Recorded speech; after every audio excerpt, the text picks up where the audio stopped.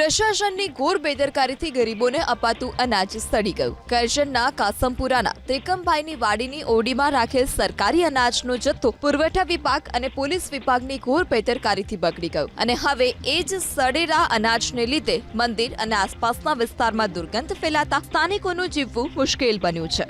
અનાજમાં પડેલા જીવજંતુઓ આસપાસના ઘરોમાં ઘૂસી ગયા છે। એટલું જ નહીં, બગડેલા અનાજથી રોગચાળો ફેલાય તેવો પણ સ્થાનિકોને ભય સતાવી રહ્યો છે। સ્થાનિકોએ વહીવટી પ્રશાસનને તાત્કાલિક સડેલા અનાજને ખસેડવાની માંગ કરી। કોરોના કાળમાં ગરીબોને વિતરણ થવાનું અનાજ 5 વર્ષ સુધી સીલ કરી રાખી મૂકવામાં આવ્યું હતું। કરજણ પોલીસે મે 2020માં 5.21 લાખનો ગેરકાયદે સરકારી અનાજનો જથ્થો જપ્ત કર્યો હતો। આ સમગ્ર મામલો હાઈકોર્ટમાં પહોંચતા જ અનાજ 5 વર્ષથી ઓરડીમાં પડીને સડી ગયું।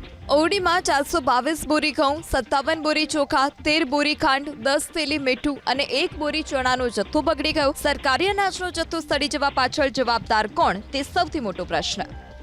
એના મેં કીડા પણ પડી ગયા છે।